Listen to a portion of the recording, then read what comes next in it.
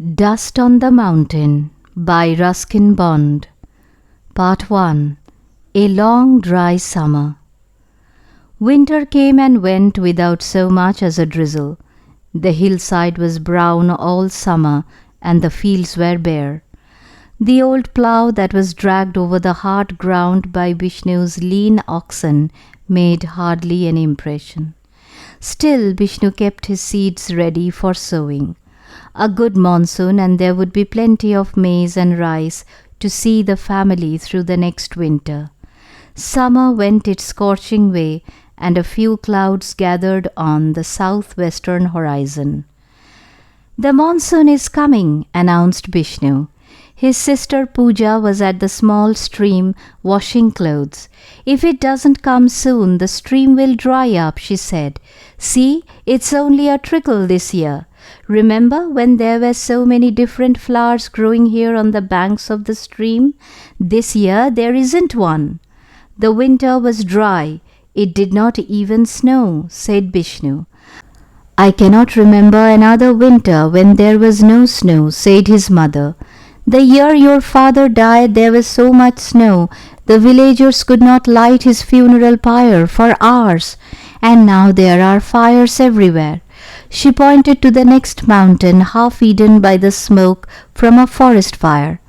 At night they sat outside their small house watching the fire spread. A red line stretched right across the mountain. Thousands of Himalayan trees were perishing in the flames.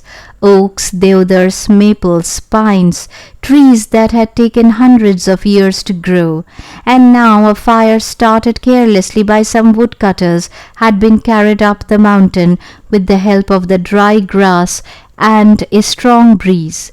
There was no one to put it out. It would take days to die down.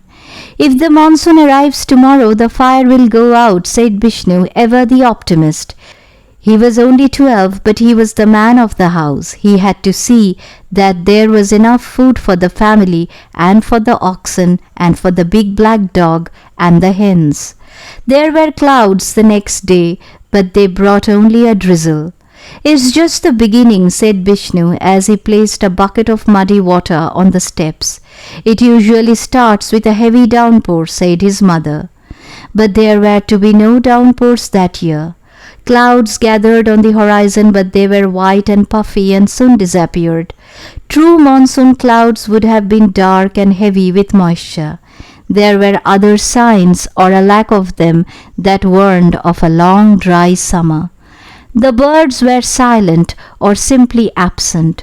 The Himalayan barbet, who usually heralded the approach of the monsoon with strident calls from the top of a spruce tree, hadn't been seen or heard, and the cicadas, who played a deafening overture in the oaks at the first hint of rain, seemed to be missing altogether.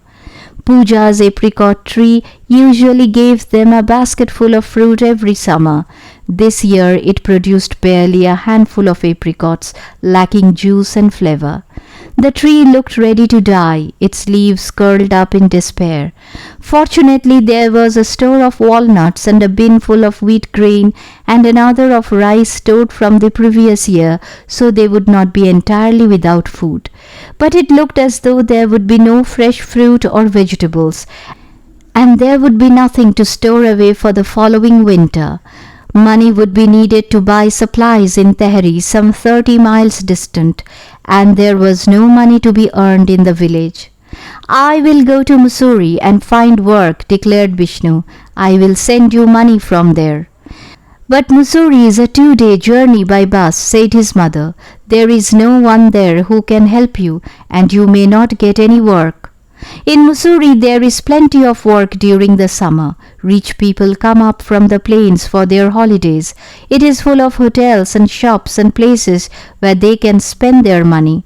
But they won't spend any money on you. There is money to be made there.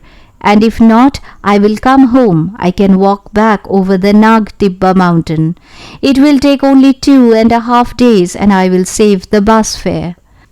"Don't go, bhai," pleaded Pooja.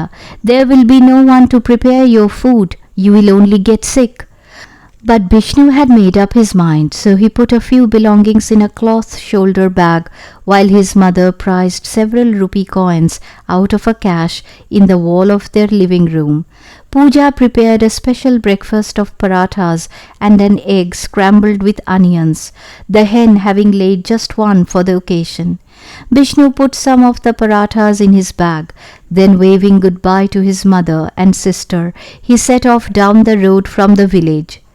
After walking for a little over a mile, he reached the main highway where there was a sleepy hamlet and a bus stop. A number of villagers had come here from various directions and were waiting patiently for the bus. It was almost an hour late, but they were used to that. As long as it arrived in one piece and got them safely to their destinations, they could put up with it being late. On these rough, dangerous mountain roads, it was better for a bus to be late than for it never to arrive at all. They were patient people, and although Bisnu was less patient than most, he too had learned how to wait for late buses and even later monsoons.